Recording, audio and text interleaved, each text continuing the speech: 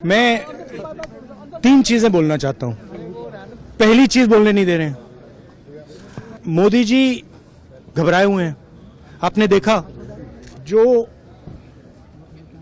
Trade deal 4 महीने से रुकी हुई थी 4 महीने से कुछ बदला नहीं। किसी न किसी कारण, जो मैं जानता हूं नरेंद्र मोदी जानते हैं, नरेंद्र मोदी जी ने कल शाम उस डील को साइन कर दिया। नरेंद्र मोदी जी पर प्रेशर है, भयंकर प्रेशर है। और नरेंद्र मोदी जी का जो इमेज का गुब्बारा है, जो हजारों करोड़ रुपए लेकर बनाया गया था, वो फूट सकता है। इशू ये नारावाने की स्टेटमेंट नहीं है, ये साइड शो है, और वो भी जानते हैं, मैं भी जानता हूं। मेन बात यह है कि हमारे प्रधानमंत्री को कॉम्प्रोमाइज कर दिया गया है। किसने किया है, कैसे किया है, यह हिंदुस्तान की जनता को सोचना है। मगर इतिहास में पहली बार हिस्ट्री में एलओपी को प्रेसिडेंशियल एड्रेस में नहीं बोलने दिया। बाहर बोल दीजिए, जो अंदर नहीं कहा दिया जा रहा है।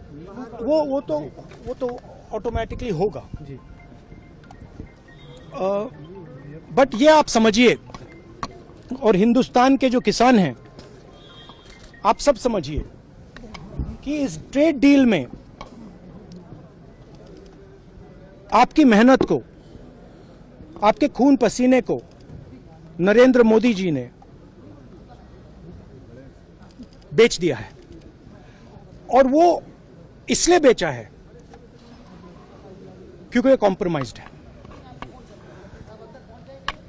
सिर्फ आपको नहीं बेचा है, देश को बेचा है। इसीलिए मुझे वहां नहीं बोलने देना है। नरेंद्र मोदी जी डरे हुए हैं क्योंकि जिन लोगों ने उनकी इमेज बनाई है, वो अब उस इमेज को फोड़ने लगे हैं। एक अदानी जी पर केस है यूनाइटेड स्टेट्स में। वो अदानी जी को टारगेट नहीं कर रहा है, वो नरेंद्र मोदी के फाइनेंशियल स्ट्रक्चर को टारगेट कर रहा है। एक वो है। दूसरा है एप्स्टाइन फाइल्स। एप्स्टाइन फाइल्स में अभी और माल है, वो अभी रिलीज नहीं हुआ है। इसीलिए इस दबाव में आकर एप्स्टाइन फाइल्स में जो पूरा देश जानना चाहता है, मगर अभी अमेरिका ने रिलीज नहीं किया है। और दूसरा जो अदानी जी पर केस है, जो एक्चुअली मोदी जी पर केस है, क्योंकि वो बीजेपी का फाइनेंशियल स्ट्रक्चर है, मोदी जी का फाइनेंशियल स्ट्रक्चर है। तो ये 2 प्रेशर पॉइंट्स हैं। और आप ये बात समझ लो, देश ये समझ ले कि प्रधानमंत्री कॉम्प्रोमाइज्ड है।